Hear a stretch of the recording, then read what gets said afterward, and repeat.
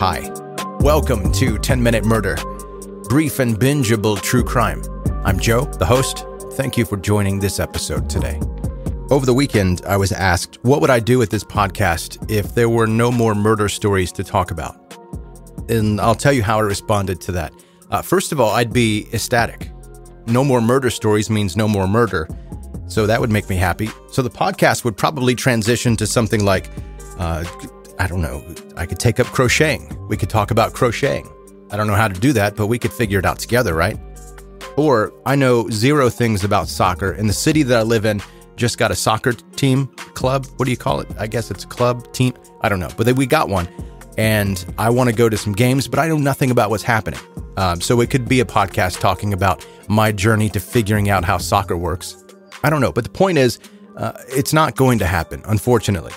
Even if you believe in the Bible, which I'm not about to preach at you, so don't tune away. But if you believe in the Bible, there was Adam, and then Eve came from Adam, and then they had two kids. They had Cain and Abel, and Cain killed Abel.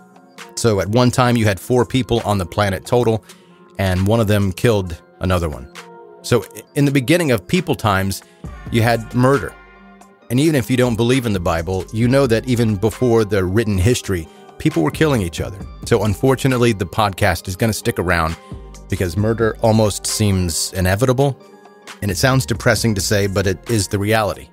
So if you've got more thought-provoking questions to ask me, joe@10minutemurder.com. That's my email address. And that's also, by the way, the best way to send me a story idea that you'd like to be talked about on this podcast, joe@10minutemurder.com.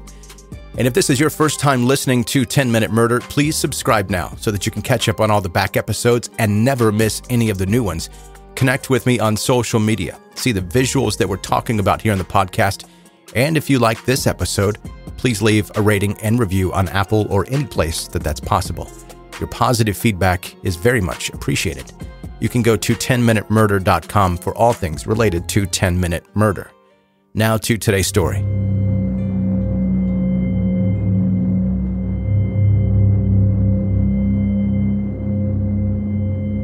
It was the 13th of November, 1961, when a crew member aboard an oil tanker noticed a dinghy floating nearby.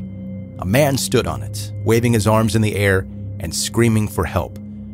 "I have a dead baby on board," he yelled. The crew of the tanker could see the small corpse of a red-headed child laying aboard the dinghy. As the oil tanker approached, the man told them that his name was Julian Harvey.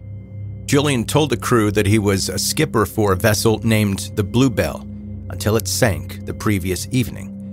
The main mast had snapped, skewering the hull of the ship and separating Julian from the ship's other passengers, including his own wife, who was working as a cook. Before Julian was able to do anything more, the ship had suddenly burst into flames. Julian managed to escape the burning wreckage by climbing aboard the Bluebelle's dinghy. The dead child that he had with him, Renee Duperrault, had floated past him during the escape. He grabbed the child and tried to resuscitate her, but his attempts had not worked. He kept her with him overnight, unable to bring himself to leave a small child's body at sea. After some initial questioning about the incident and the fates of the other passengers, Julian was given permission to travel back to his home base in Miami, where the local Coast Guard would carry out further questioning. He told his story again: the fallen mast due to bad weather, the puncture in the hull, and the fire, which he believed was due to a rupture in the gas tank. With no other survivors to question, the Coast Guard had no choice but to believe him, although one aspect of the story raised all of their eyebrows. The dinghy that Julian had boarded had been incredibly well stocked with survival supplies. On the 17th of November, Julian Harvey received the piece of impossible news. A survivor from the Bluebelle had been found. The survivor, an 11-year-old girl named Terry Jo Duperrault. She had managed to cling to a cork dinghy to keep herself afloat. Despite spending an estimated 82 hours exposed to the elements in the open ocean without food or drinking water, Terry Jo became the ship's only survivor. The young girl had been spotted by a Greek freighter, dressed only in a thin cotton shirt and corduroy pants. Despite her weak state, Terry Jo waved out to the ship for help as sharks circled around her tiny vessel. Once the freighter's crew lifted Terry Jo on board, they tried to hydrate her with water and juice, while wiping the salt off of her body. Terry Jo's condition had quickly deteriorated as she became unresponsive, but after being airlifted to a hospital, she began to recover. Against the odds, she regained her strength and became able to speak about her ordeal. During one of Julian's interrogations, he was given the good news. There had been a miracle, and Terry Jo had been rescued alive. Minutes later, Julian told the interrogator that he wasn't feeling well and wanted to be excused for the rest of the day. He made his way to a nearby motel, giving them a fake name and paying cash. After writing a 2-page long note, he committed suicide by self-inflicting wounds to his ankles, thighs, and neck. It seemed as if the number of cuts he made to his body acted as kind of an insurance policy. Under no circumstances did Julian Harvey want to survive his suicide attempt. He already knew what Terry Jo was going to say. Julian's body was found only hours later. The suicide note surprisingly did not give any insight as to why he had decided to take his own life. It only stated, quote, "I got too tired and nervous. I couldn't stand it any longer," and asked that his remains be buried at sea. With Julian dead and Terry Jo able to give her version of events, investigators were finally able to hear the real story of what happened that night aboard the Bluebelle.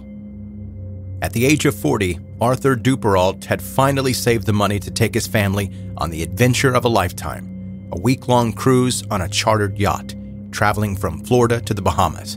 It was a much-needed escape from the brutal winters that Arthur and his family faced back home in Wisconsin, and in November of 1961, they were finally able to set sail. For a fee of $515, the Duperrault family had been able to charter a 60-foot ketch vessel named the Bluebelle, and an additional fee of $100 per day to the man that would be the Bluebelle's skipper on the voyage, an experienced, reputable local yachtsman named Julian Harvey.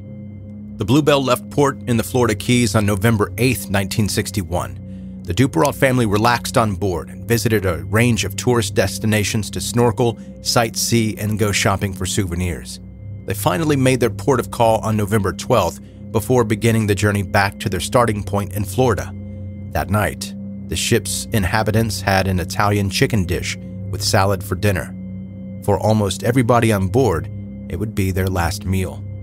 Leaving the rest of the family relaxing on deck, Terry Jo retired to her below-deck sleeping cabin at 9 p.m. Shortly afterwards, Terry Jo woke to the sounds of yelling and thumping. She crept above deck to investigate and saw the dead bodies of her mother and brother slumped in the Bluebelle's main cabin. Still sleepy, Terry Jo couldn't process what was happening and walked further onto the ship's deck, where she saw Julian Harvey holding a bucket.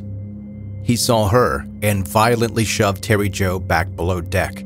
She did as she was told, and minutes later, a mixture of water and oil began flowing down onto her cabin's floor. Shortly afterwards, Julian walked into the cabin holding a rifle. He made eye contact with a terrified Terry Jo and then left. Terry Jo worked up the courage to creep back out of her cabin, where she saw that Julian had released the Bluebelle's dinghy, which was floating to the side of the ship. He asked her to hold the rope that tethered the dinghy in place, but she lost her grip and the rope slid out into the sea. Panicked, Julian jumped overboard to swim out to the dinghy, leaving Terry Jo behind. She was now the sole living person on board a sinking ship. Despite her young age and the terror she was experiencing, Terry Jo was a determined, resourceful kid. As the Bluebelle began to sink faster, she untied a float from the deck and threw it overboard and swam towards it. The float was tiny. The only way Terry Jo could fit on it was by sitting completely upright. She managed to sit in the same position while sleep-deprived and starving until her rescue more than 3 days later. No part of Terry Jo's story supported Julian's version of events. Over and over, she insisted that the Bluebelle's mast had never broken and there had never been any kind of fire on board. Authorities gently informed Terry Jo of their findings. They had recovered her sister Renee's body, as well as Julian Harvey, but the other members of her family were all lost at sea. With the combination of Terry Jo's testimony and Julian's immediate guilty suicide, it was clear to investigators that foul play had caused the deaths of those on board the Bluebelle. Investigation into Julian found that, despite his good reputation as a yachtsman, he'd always struggled to hold down a job and had financial problems throughout his life.